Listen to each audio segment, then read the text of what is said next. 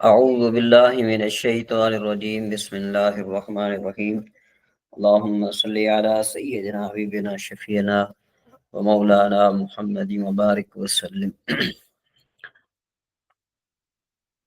مصنف علیہ الرحمن ارشاد فرمایا والصحیح من المذہب ان موجبہ الوجوب الا اذا قام الدلیل ولا خلافہ لأن ترک الامر معصیت کما ان الاعتمار طاعت۔ قال الحمازی اطاعت لآمریک بسر میں حبلی مریہم فی احبتہم بذاکی فہم ان تابعوک فتابعیہم وان عاصوک فعاصی من عصاک۔ یہاں سے مصنف علیہ رحمہ امر مطلق کے وجوب کے بارے میں، امر مطلق کے بارے میں، اس کے موجب کے بارے میں یہ بیان فرمانا چاہتے ہیں کہ جب امر جو ہے وہ دلائل سے یا قرائن سے جب خالی ہو تو پھر امر کا موجب کیا ہوتا ہے۔ بعد نے کہا اباحت ہوتا ہے، بعد نے کہا ندب ہوتا ہے، اور وغیرہ وغیرہ، سب نے، ہر کسی نے اپنا موقف پیش کیا۔ یہاں سے مصنف علیہ رحمہ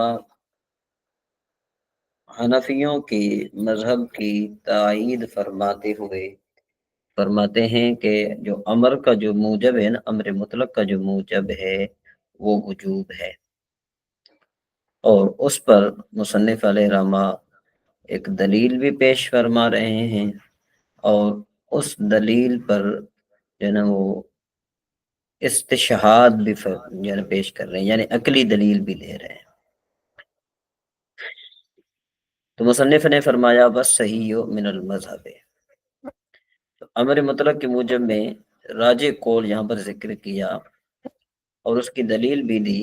تو مصنف علیہ الرحمہ نے کیا فرمایا کہ امر مطلق کے موجب کے سلسلے میں صحیح مذہب یہ ہے کہ جب امر مطلق ہو تو وجوب کا فائدہ دیتا ہے، بشرطے کہ وجوب کے خلاف اباحت، ندب اور دیگر معانی پر کوئی قرینہ موجود نہ ہو۔ اگر وجوب کے خلاف قرینہ ہو تو قرینہ کے تقاضے کے مطابق امر کو اسی معنی پر معمول کیا جائے گا۔ اور یہاں پر مصنف علیہ رحمہ یہ دلیل پیش فرما رہے ہیں یہاں پر عقلی دلیل پیش فرما رہے ہیں کہ لِأَنَّ تَرْكَ الْأَمْرِ مَعْصِيَةٌ، کیونکہ امر کا چھوڑنا یہ گناہ ہے، جس طرح کے امر کو بجا لانا یہ ثواب ہے۔ ٹھیک ہے نا جی۔ اب دیکھو کہ نافرمانی کیا ہے، ترک کرنا نافرمانی ہے، اچھا، اور معمور بے کی بجا آوری کیا ہے، فرما برداری ہے۔ تو کہتے ہیں یہ اس بات کی دلیل ہے کہ امر وجوب کے لیے آتا ہے، کیونکہ ندب اور اباحت کو ترک کرنے پر نافرمانی کا اطلاق نہیں کیا جاتا، تو لہذا معمور بے کو چھوڑنے پر معصیت کا مرتب ہونا یہ اس بات پر دلیل ہے کہ امر مطلق کا جو وجوب ہے، امر مطلق کا جو موجب ہے جو وہ وجوب ہے۔ ٹھیک ہے جی۔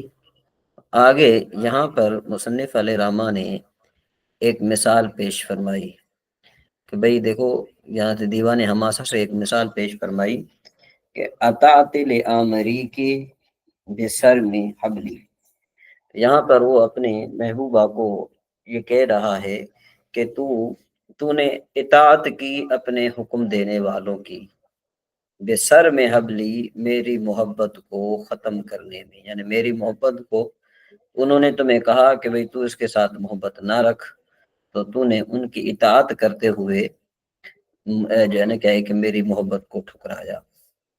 تو اب مریہم سے یہاں پر وہ جو شاعر ہے وہ اپنی محبوبہ کو کہہ رہا ہے کہ مری امر کا صیغہ ہے، واحد مؤنث مخاطب کا صیغہ ہے، اس کا معنی ہے حکم دے تو ہم ان کو فی احبتہم، ان کے اپنے محبوباؤں کے بارے میں، بیذا کا اسی چیز کا، فہم ان تابعوک، اگر وہ تمہاری تابع داری کریں، فرما برداری کریں، دیکھو فتابعوک، اگر وہ تمہاری تابع داری کریں، فتابعیہم، تو بھی ان کی پھر تابع داری کر، وَإِنْ عَاصُوكَ، کے اگر وہ تیری نافرمانی کریں، فَعَصِی مَنْ عَصَاكَ، تو بھی ان کی نافرمانی کر جو تیری نافرمانی کرتا ہے۔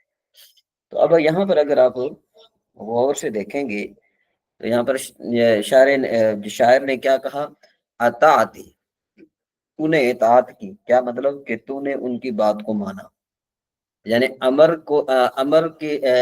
کو بجا لانا یہ اطاعت ہے، ٹھیک ہے جی۔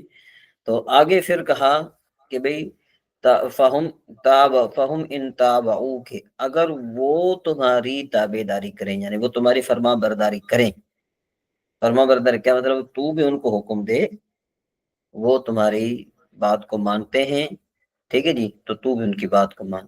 تو اب دیکھو کہ حکم کو ماننا یہ فرما برداری ہے۔ اچھا آگے حکم کو نہ ماننا یہ نافرمانی ہے۔ تو وَإِنْ عَاصُوكَ کے ساتھ، آسوکے کے ساتھ یہ فرما دیا کہ اگر وہ تیری نافرمانی کریں، یعنی تیری بات نہ مانے، تو بھی ان کی بات نہ مان، ٹھیک ہے جی۔ تو عصیان جو ہے نا یہ کیا ہے؟ یہ حق کے شرم میں عقاب کا سبب ہے۔ یہاں تک جب آپ نے بات سمجھ لی، آگے پھر وَتَحْقِيقُهُ أَنَّ لُزُومَ الْاِعْتِمَارِ إِنَّمَا يَكُونُ بِقَدْرِ وِلَایَةِ الْأَمْرِ عَلَى الْمُخَاطَبِ، یہاں سے مصنف علیہ رحمہ اس بات کی تحقیق فرما رہے ہیں۔ مصنف علیہ رحمہ یہاں پر فرماتے ہیں کہ ترک امر کے معصیت ہونے پر وہ عقلی دلیل یہ دے رہے ہیں کہ مخاطب پر حکم کی بجا آوری کا لازم ہونا آمر کی ولایت کے مطابق ہوتا ہے۔ مثلا اگر کوئی شخص صیغہ امر کو اس شخص کی طرف متوجہ کرتا ہے کہ جس پر اس کی اطاعت لازم نہیں، ٹھیک ہے جی، تو پھر اطاعت جب لازم نہیں ہے نا تو پھر کیا ہوگا؟ تو یہ صیغہ امر جن وجوب کا فائدہ نہیں دے گا۔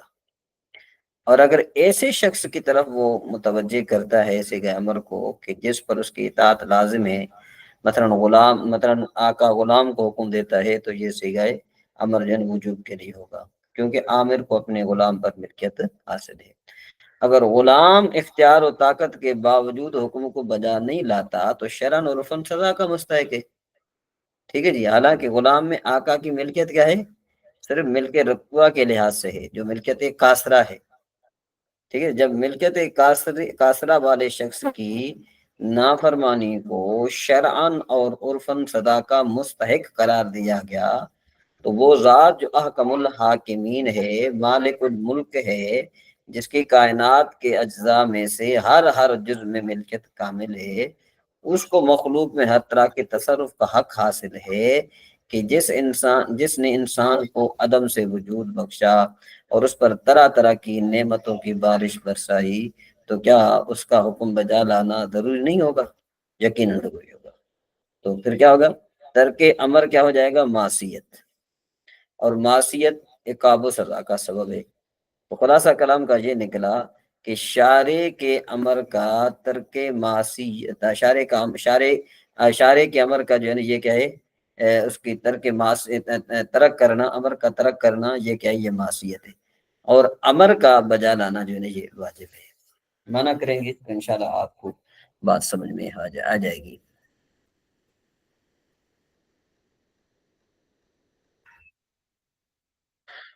سبحان اللہ، چلیں جی۔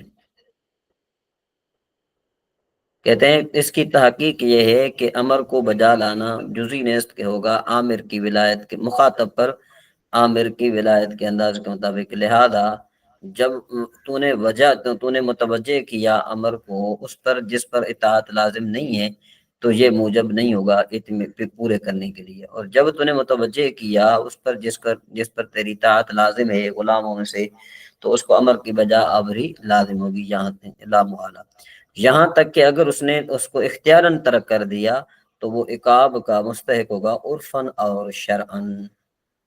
فعلی ھذا عرفنا، تو اس بات پر ہم نے پہچان لیا کہ بھئی ایتمار کا لازم ہونا، یعنی بجا آوری، امر کی بجا آوری کا لازم ہونا عامر کی ولایت کے اندازے کے مطابق ہے، طاقت کے مطابق ہے۔ پس جب یہ ثابت ہوا تو ہم نے کہا کہ بے شک اللہ تبارک و تعالی ملک کامل ہے ہر جز میں جہان کے، اور اس کے لیے تصرف جس طرح چاہے اور ارادہ کرے۔